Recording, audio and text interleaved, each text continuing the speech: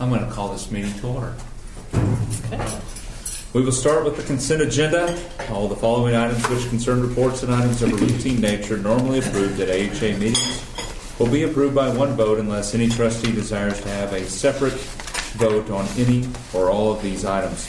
The consent agenda consists of the discussion, consideration, and action on the following items. Minutes of the Finance Committee meeting on January 20th, 2014. Minutes of the monthly trustee meeting on January 21st, 2014. Minutes of the Special Finance Committee meeting on February 3rd, 2014.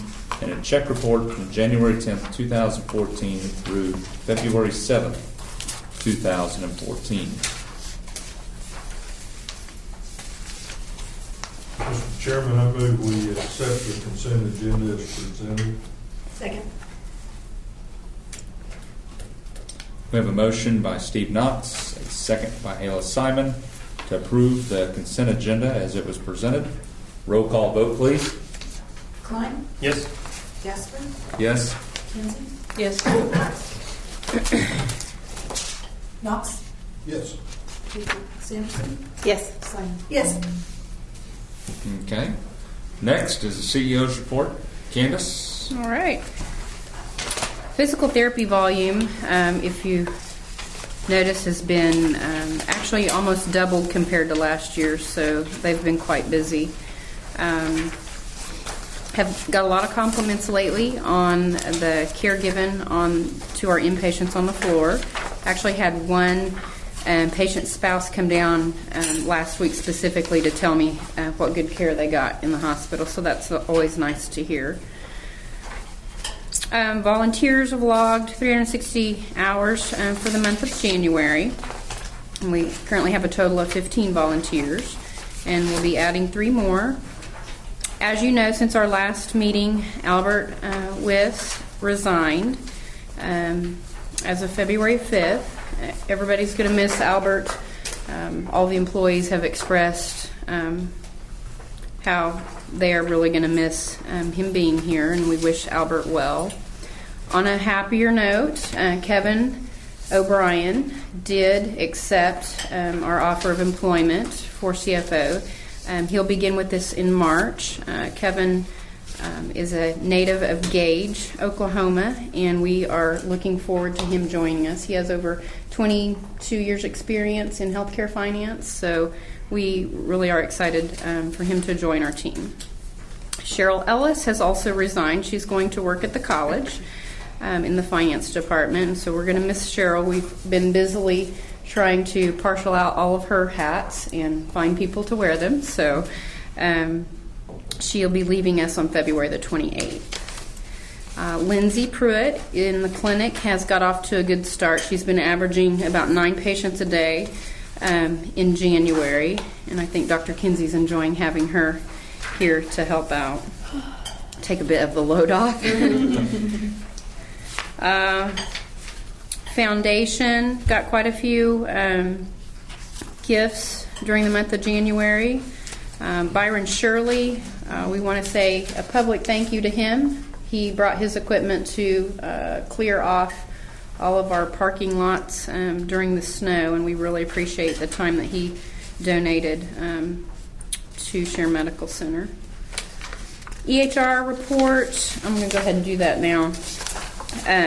IT is working on testing the 607 update, and it looks like we're on track for go live with that on February the 25th. You can see in the report also that we may need additional hardware for our Metasolve. Apparently, they think that we need, I think they said 3 more servers for that, so we'll be discussing that a little bit later on. Speaking of that, it's not in my report, but I did talk to Chase the other day, and we may also be looking at having to upgrade quite a few computers because Windows will not run the new update for virus protection and all that. So we're going to be talking with SSM to kind of help us maybe look at either upgrading those computers or looking at doing thin clients. So that's going to be a pretty big project coming up that we just recently discussed. So I know, deep breath. We are going to be hosting the Alva Chamber Community Coffee and Legislators Breakfast on Friday this week. Starts at 8 o'clock. Would like to have you here if possible. And we'll also be introducing Lindsay Pruitt as well. Dr. Kinsey and I, Jesse, I was just say, where are we holding that at? in the lobby, Okay. upstairs. Very good. Front, yep. Dr. Kinsey and I attended SSM's medical staff retreat recently, and I think both of us came away with a lot of good information. Hey, Scott, coming in. You can see some of the things that that we talked about to hit on for 2014. Development to improve transfers of swing beds patients back to our community through care coordination.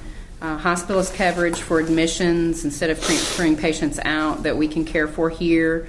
Growing outpatient revenues and expense sharing through our affiliate network on things that that we can do that with. So those are some of the things that we're going to focus on in this upcoming year. Does anybody have any questions for me?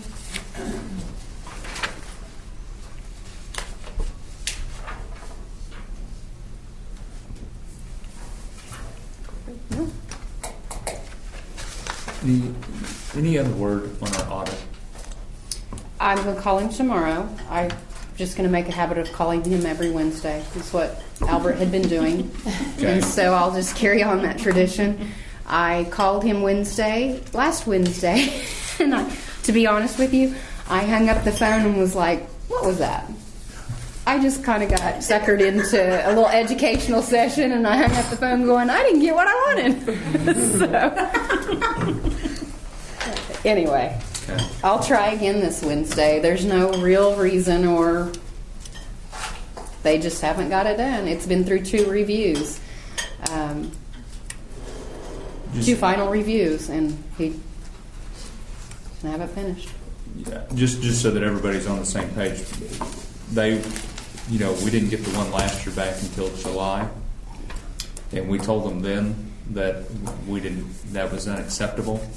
They tried to play it off that there was things that they waited on from us and all this type of thing, and which wasn't the case. So we said this year, all right, before you even start, you give us a full list of everything you will need for the audit. We will have that in place for you before you ever even step foot on this campus, so that you're ready and prepared to be able to do your audit. According to our folks, when they showed up, it didn't even look like they had looked at the stuff before they got here. And we did our part. Albert and Heather had everything in by October 1st. And I remember the guy coming here and saying, oh, yeah, we thought you hadn't given us something, but Right. you actually had. So that was Right. like 3 weeks of delay for Right. something they said we. But, And then they asked for something in January that they had since October. yeah. And then they discovered that, yes, we had it. So the importance of this is it's not just for us. The city also waits upon this audit for them, and so it's very important. So if this is going to be the way that things are going to be, we may have to look at doing something different because it's unacceptable. We changed to them because of the previous auditing firm was this. Apparently they were good about timeliness compared to these guys. The only difference is we did get money back for the first time in about 4 years because we had paid back in, so we get money back this time. So next time we contract one, we need to be looking for some sort of a performance clause that penalizes them for going past a certain amount of time. yeah. So that we. Good luck with that. But Yeah. do they even account for that in that market? Probably not, but it's worth asking. At least worth And trying to Bridget, put you've it in. done many of those. What? Write it. What's your experience? They'll get the cost reports done timely because they have to, because the federal government has rules about timeliness. But the financial audits, they can tend to drag them out. Yeah. And I've never seen them willing to put anything in those contracts. But that's disappointing that they've done that. Yeah. That is We've very now been with the disappointing. two largest firms in Oklahoma, Yeah. and neither one are quick. So I don't know. Well, and I think that, the BKDs and Odd Baileys of the world have gotten a hold of a lot of the market share in Oklahoma.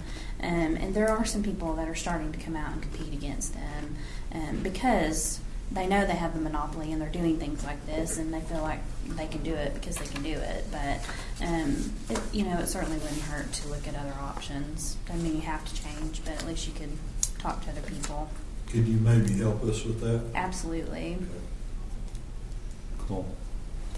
All right. Well, I just wanted to say that 2 cents so everybody kind of this isn't acceptable to the amount of time that it's taken. So, with that said, does anybody else have any other questions for Candace? And if not, I would accept some type of motion for her report. I would move that we approve the Share Medical Center written report to include hospital, hospice, and convalescent home quality measures, HCAHPS core measures for February 18th, 2014. Second.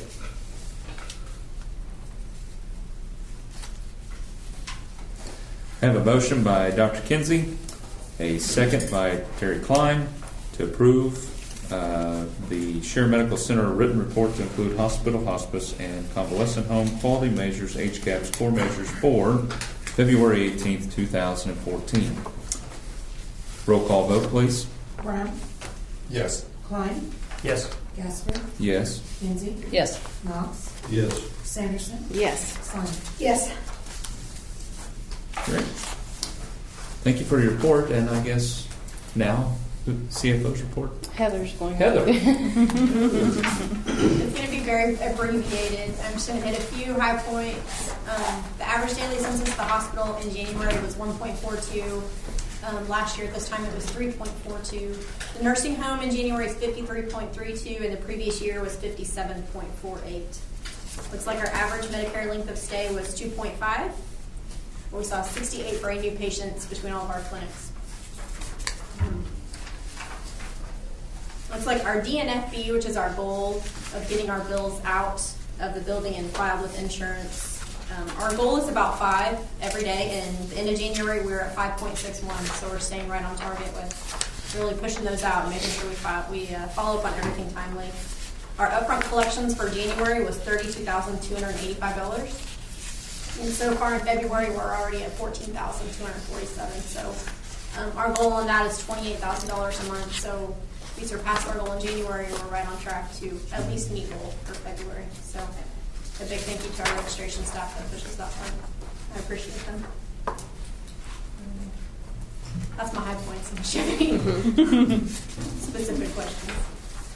I have a question. It's not really for you, but it's about finances.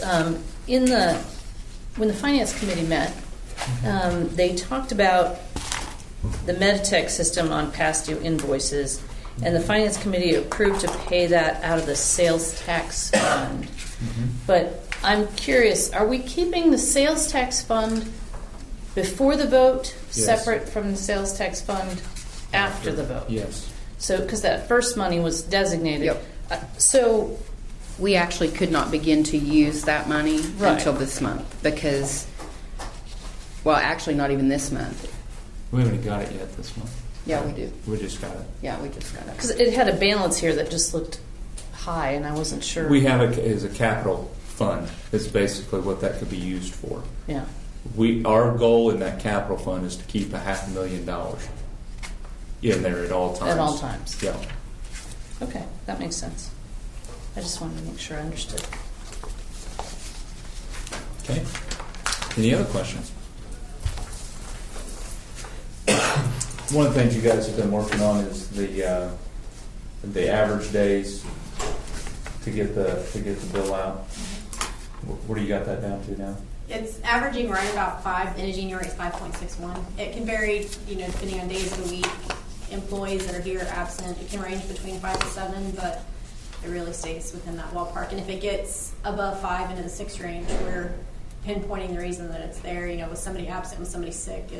What are the specific reasons? I really keep it tight, and all the staff does really keep a tight watch on that to make sure that it doesn't get out of hand. That's that number, days not final Yeah. bill, DNFB. DNFB. That's something that she monitors closely. Okay. Any other questions? Thanks for calling that. Appreciate that. Next is the Medical Staff Executive Committee. Dr. Kinsey? Right, the Medical Staff Executive Committee met. The Credentialing Committee recommends that Lindsay Pruitt, PA, be appointed to the Allied Health Staff. And so I will move that Lindsay Pruitt be appointed to the Allied Health Staff. A second.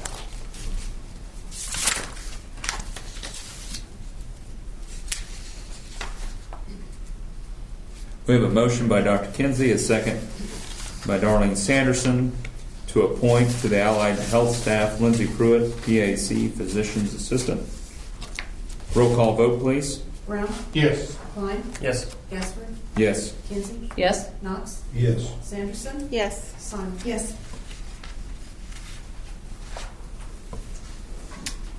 The medical staff also recommends that we reappoint to active staff Dr. Kurt Berrig for family practice. And I move that we do that. Second.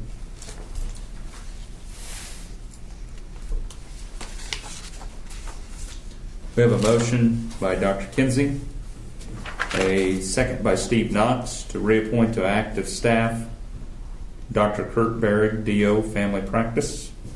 Roll call vote, please. Brown, Yes. Klein, Yes. Gasper, Yes. Kinsey, Yes. Knox, Yes. Sanderson, Yes. Simon. Yes. And finally, I move that we reappoint to the Allied Health Staff Chuck Valgora, Physician's Assistant. Second.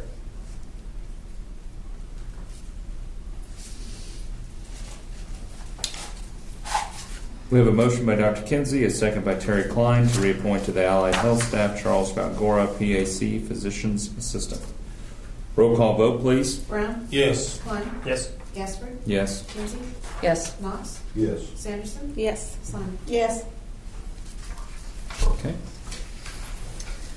Also, the medical staff committees had met, and we reviewed those reports during the month. I'll just kind of brief over some of them. You have the reports in your folder. For quality assurance, we continued the study to see if patients were taking their medication as prescribed on discharge, and we actually got better results this time around. 12 patients really felt that their discharge instructions were good. 3 patients had questions, and then we had unanswered calls, but no one said that they were confused about their medications, or no one was taking them incorrectly. They just had some questions. And then in surgery, they did pre-op, post-op vitals, and were they done per policy? And all the pre and post-op vitals were done correctly. Also, in quality assurance, we looked into infection control.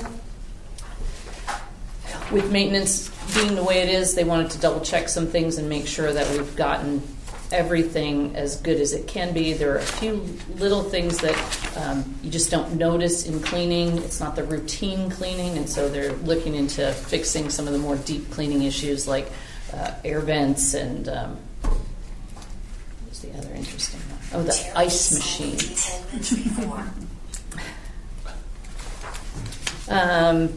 The infection report is there. There are no hospital-acquired infections, and that's the most important number there. And apparently I have several pages of that. The safety committee met. Apparently there's a new rule in nursing homes about the staff getting fingerprinted. And so they're working on policies for that for when it finally goes into effect. On long-term care, I'm trying to remember. They had some heating issues. That's really the main thing there, is that they're trying to get a new, something corrected for the heating so that it's more steady. Now that winter's over, I guess we can wait a little while. We're going to be warm now. And then medical records and utilization review. There's a lot of discussion really about how we can best fill our hospital beds with patients whose bills are going to be paid. We have to do a certain amount of care when people can't pay their bills, but if people have insurance and all that, the idea is how do we fill those beds with people who are going to that the bills will be paid when we get to it, that the hospital's not, or the insurance company's not going to turn them down. And so we've done a lot of talk about that. We talked a lot in med staff about how we might get those admissions to the right level of care so that when it comes time to bill for them, it's all understood and it goes through smoothly. So there's that's a constant discussion because it's constantly changing, not at our level, but at levels far above, and we just have to kind of go with the flow there. And the lab has a new instrument. It's very exciting.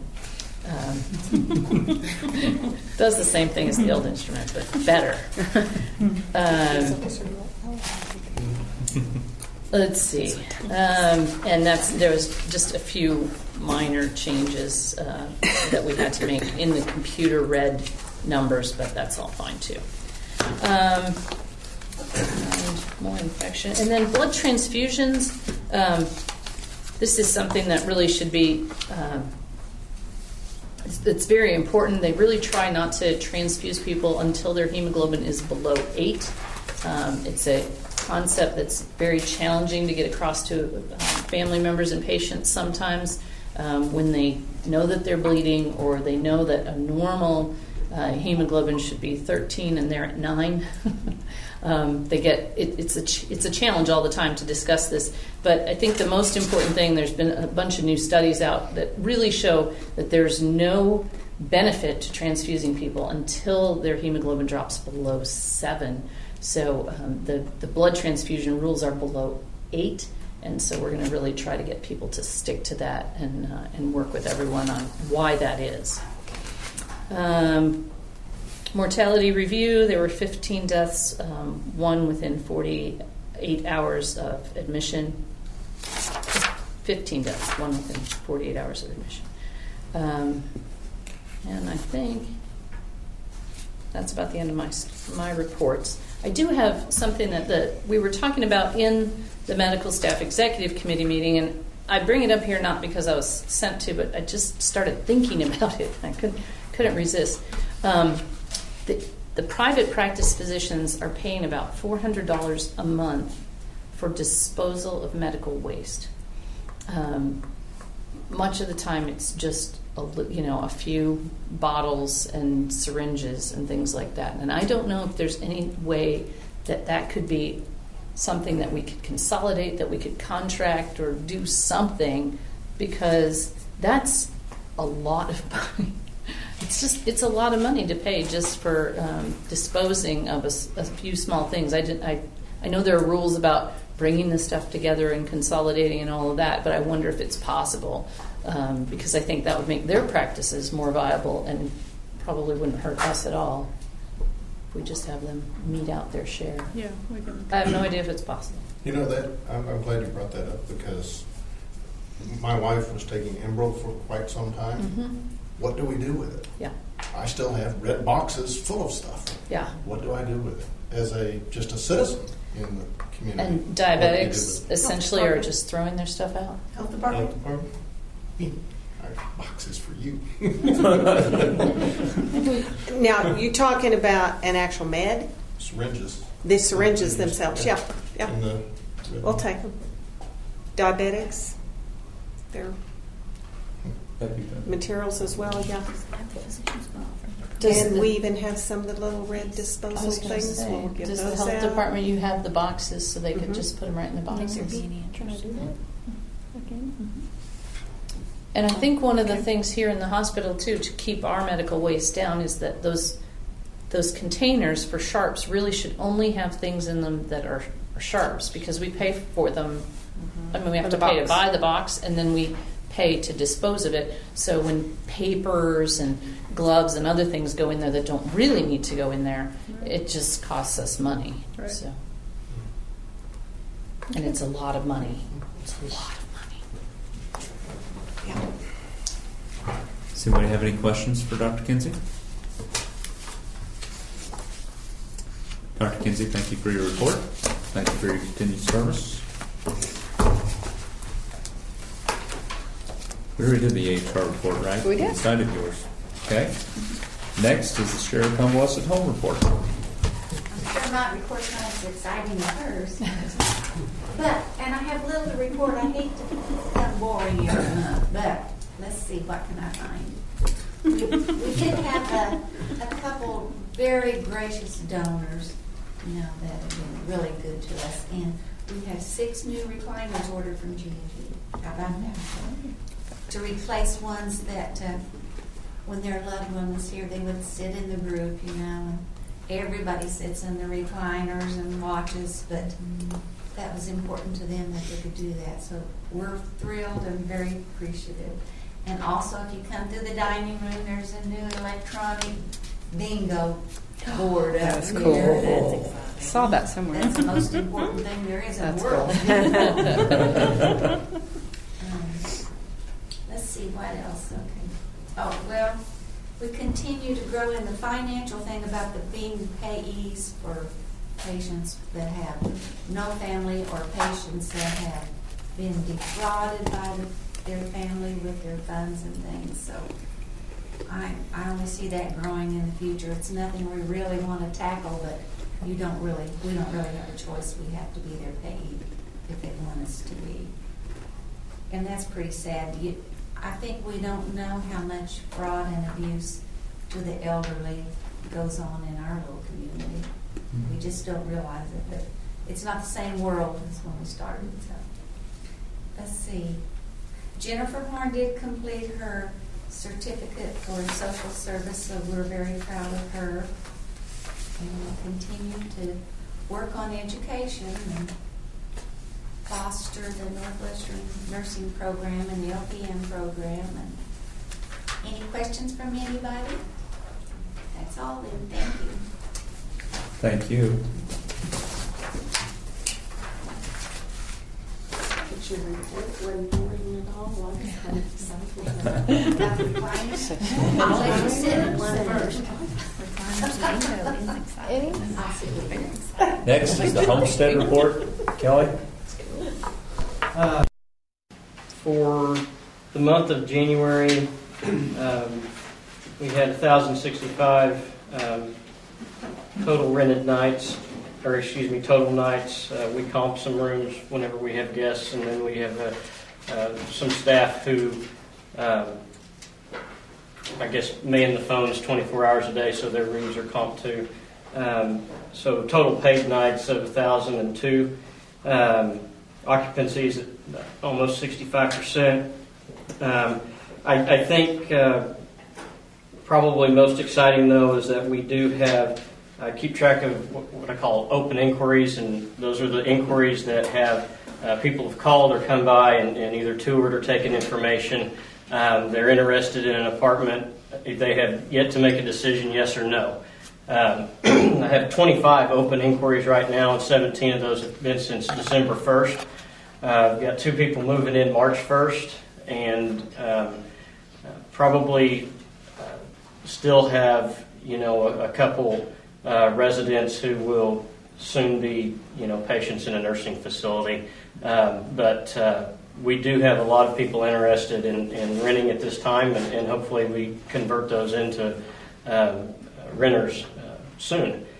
With that said, the maintenance and volunteers have been doing a lot of work painting. I've had carpet being laid in apartments as well, and we've got some interest in furnished apartments, so I've got some furniture quotes that we're considering should they decide to pull the trigger, I guess. We have a very full activities calendar. We've started minting our own money. The Homestead Bucks are a new thing for prizes for bingo and other things at the Homestead, and that gives our residents a chance to use their participation to then get them some other kind of benefit at the home. They can use their homestead bucks to pay for things like guest meals, or if they have a guest that wants to stay the night, they can pay for their guest rooms with their homestead bucks, laundry services, travel fees, anything kind of that's part of our overhead that we can give to them as a benefit for participating in our activities. It's kind of what the homestead bucks for.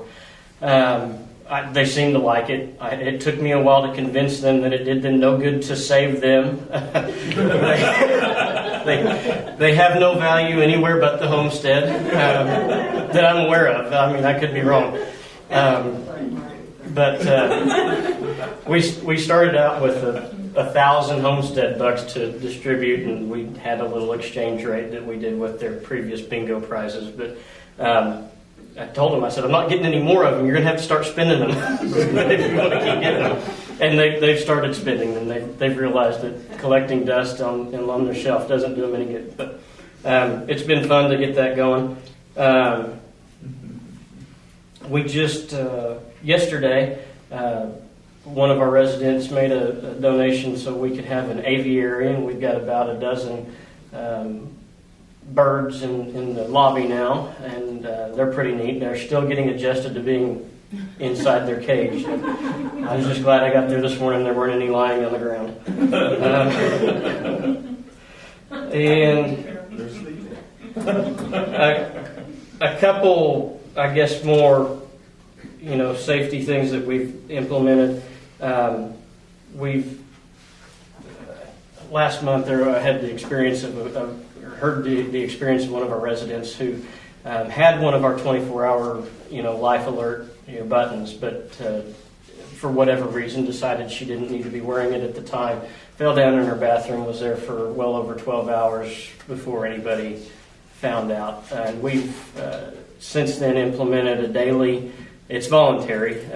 They can decline, but if the resident chooses, we will call them if we don't see them by lunchtime. And then if we don't get them to answer their phone, we'll come to their apartment. If they don't answer their door, we'll come in. But just one of those peace of mind things for a lot of them out there. Some of them don't want it, and that's fine. But for the ones that do, it's an easy thing for us to kind of make sure they're doing okay. We also have, revised our caregiver policy. We're requiring that the caregivers, residents at the homestead are allowed to have caregivers that they employ independently of Share Medical Center or the homestead.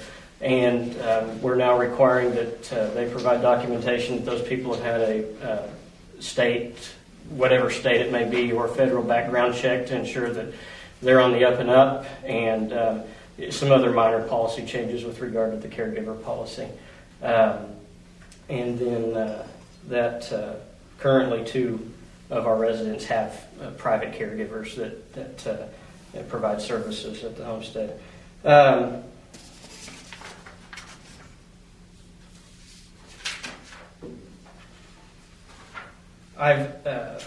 This kind of feeds over into, I'll mention Terry Curtis had her first day as Share Medical Center Food Services Manager. She's overseeing all of the nursing home, hospital, and homestead food services. And so far, so good. She's preparing to sit for a Certified Dietary Manager exam. She meets all the prerequisites, and so she'll have that exam next month. Upon what we expect to be a successful completion of that, we'll remove the interim tag from her title. But so far, so good. And that will conclude the homestead report. I noticed you said dining room complaints have decreased dramatically. That's quite an accomplishment. Thank you for bringing that up, Darlene. The medical center has had a salad bar that has not been utilized, and we have taken that to the homestead. We've got over 33, or we have 33 items on the salad bar. I will say that it's one of, if not the best salad bar in town. And I'm not kidding.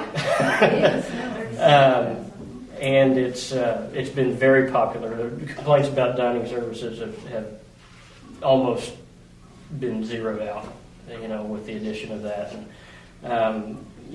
they continue to work on the regular menu, food quality, and that sort of thing. So it's continuing to improve. But with that salad bar, it's like they all forgot about any of the other problems. Not all of them. We still have a few that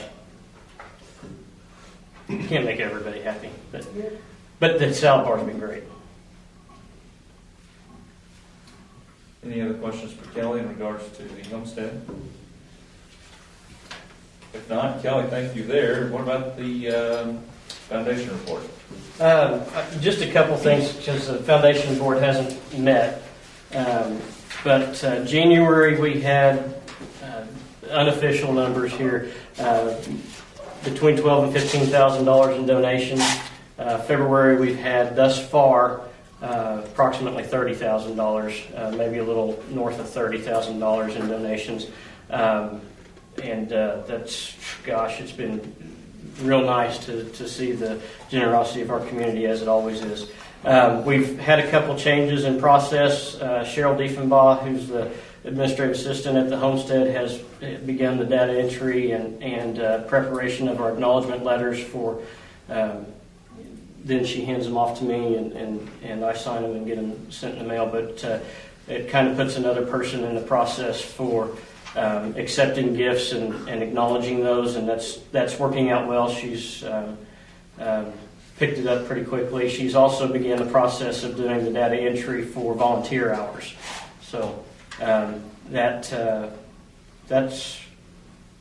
the second thing she'd been learning, and she's still got a few things to figure out there, but I'm real pleased with how she's doing, and it's really helping our foundation respond more quickly and efficiently to gifts and donors. Jane mentioned, we've had a lot of generosity here lately with bingo, recliners, the bird cage at the homestead, and I got a $20,000 check today. It's been really a really good time of year. All right. Kelly, thank you. Appreciate it. Next is the St. Anthony's report. Bridget? Okay. I was kind of whispering to Candace, there is an opportunity for the medical staff to participate in the Premier, the group purchasing organization that the hospital does. So that might be an opportunity for your $400 disposal thing. I don't know, but of course you'd have to want the whole thing as a group. But it's been pretty successful, and you can offer it to your independent or employed physicians. So it's something maybe that y'all want to take a look at and see if there's some opportunities for savings as well. The only criteria is that you have to be part of the medical staff of the hospital. So, It'd be nice if we could do something for them. Absolutely, yeah, it's certainly worth taking a look at. And so they may not like the whole program as a whole, but it has a lot of the same perks that the hospital gets as far as discount prices, and so it might be an opportunity. Working in conjunction with the initiatives from the medical staff retreat, one of the big projects that I've been taxed with this year, not taxed, but what I'm responsible for, is trying to get that coordination of our patients that are coming out of our affiliate hospitals up to St. Anthony's, to be sure that we do get them back into the communities, whether that's swing bed or home health or occupational therapy, speech therapy, physical therapy, whatever that service is that they need, to be sure that if it's offered in this community, that we get them back in the community. That will be a challenge because obviously there's a lot of people to work with in that, but that is our goal for this year, and we want to I'm hoping by June that we make a big dent in that. That at some point we'll get to the point where we can come back and say, here's all the discharges that came out of your service area, and here's where they went, and whether there was an opportunity lost in that, so that we can start working on that, because every hospital needs their swing bed patients back. It's going to be extremely important and viable to the facilities to make sure those patients get back. So that is going to be a big project for us this year. And we're also working on trying to supplement with credentialing, with after hours and utilization review to help with all the different regulatory items that are coming out. Those are all optional offerings, but sometimes those needs arise, and we want to be able to offer those to the facilities. ICD-10s, of course, we're working on that, and we should be rolling that out in the next 30 days so that we have the opportunity to start learning. And we'll offer that to the coders and to the frontline staff and the physicians as we're approaching October 1st. So we've got lots of different things going on, and we're working with the product to establish what would be an intranet. We're kind of excited about that opportunity. It is come at a little bit of a cost to each of the facilities, but if we have wide range participation, hopefully that will kind of reduce the cost in it. Why we're excited about it is it gives us an opportunity to have an affiliate resource center that we can put all of those things that we're all asking for every day, to have a spot for those to go, for us to have forums to talk to each other, and I really see it as something that can grow as big as we want it to grow, and for really a nominal fee. So those will be some things that we'll present later on as the months go by as well. So several different things going on. So we want to be sure that we're doing the things that supporting the needs of the facilities going forward. One of the things that I forgot to mention, I'll just tag on to that, is with Cheryl leaving, it left us with a gap with our inpatient coding and our surgery coding. And we are working with SSM Shawnee to take over that coding, which in turn is really going to end up saving us quite a chunk of change, because we are actually not going to replace her position. Basically, we'll be paying for what we're using as far as the outpatient or the inpatient coding and the surgery coding in that respect. So we have an opportunity to have them work on those things and not have to replace that position. Because honestly, I mean, think about where are we going to get a coder. You know, it's really hard to recruit that position out here, and especially with ICD-10 coming, that's just an opportunity that we're going to take advantage of. I told Chuck and Bridget the other day, I feel like a parasite. Just yeah. Everybody has lots of needs, and we want to certainly try to help us. Well, we appreciate it. Opportunities that we can. But that is, again, one of the benefits of the affiliate network, is being able to utilize those resources, sharing like we're talking about. So, does anybody have any questions for Bridget? Bridget, thank you. Appreciate yours and St. Anthony's support. Do you have a city council report? Actually, I have nothing to report from City Council. However, I'll be headed that way immediately following this. So if you have anything you'd like reported there, I'd be more than happy to take and report that there. I would say whatever you want to take as a glimmer from what has been shared here tonight, feel free to do so. I do not have a chairman's report. I think I said my 2 bits about the audit, and that was kind of what is on my top of my mind. So, any other items of new business anybody wants to bring up? I want to bring up something, although it's not exactly new business. I don't know when else to say it. I recently had another experience where a patient came into the hospital with absolutely no plan left with her family for anything. She'd had a stroke. She was unable to speak. She was unable to sign her name. And her family was really struggling. You talked about families who maybe aren't taking good care. this family really wanted to do what this woman wanted, but nobody knew what it was. And she was unable to make those decisions for herself. She'd left no one power of attorney. I mean, all of us think that we're going to live forever, but we're all going to die. And many of us might be disabled before that time. And so I just really think that, from here, you people here really should know that you need to have a durable power of attorney, somebody who can take over for you when you're not able to, vice versa, sorry. A durable power of attorney, somebody who could take over from you when you're still alive and conscious, but maybe not able to make the right decisions. A medical power of attorney where you've discussed with someone what you want done. The family was torn. They weren't sure whether she really would want a feeding tube or not want a feeding tube, or she'd never really discussed it with anyone. And then, of course, a will. It's a long step, but again, we're all going to die at some point. If you write your will now, then you don't have to think about it again. Oh, well, you do. Okay, sorry. But the point is, a DNR, a medical power of attorney, all that sort of stuff is really helpful to your family in a really horrible time. So this isn't something you necessarily do for yourself. This is something you take on right now, and you sit down and you get it all written out and thought out as best you can. Things are going to change.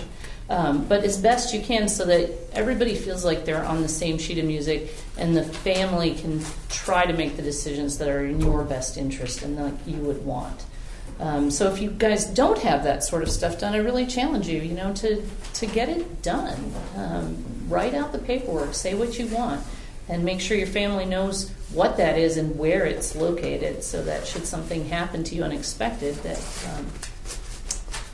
that they can go along with your wishes. Maybe a prominent local attorney could get with our newspaper and maybe put some kind of public service message in the newspaper along that line, how important those things are. And also, is that a part of our discharge planning? Is that talked about with people when they leave the hospital? That would be a great opportunity to bring that up. How important the living will is, how important a will is, how important power of attorney is, all those things. I mean, it's certainly not on a discharge checklist to make sure all that stuff is done. Because it is important. The crisis has passed by the time we're actually discharging them, so it's often not discussed. Mm-hmm. But it's if they get transferred to a nursing home, the first thing the nursing home says is, "What do you want? Let's get your DNR down. Who's going to speak for you?" And that sort of thing. But it doesn't happen here in the hospital. Rick, you have any business cards? Was that a paid? Steve had some suggestions of who I might contact. I see. All right. We print business cards. Just keep rolling it Well, that's a good point. Domino effect. All right. Well, thank you, everybody. We are adjourned until we meet again.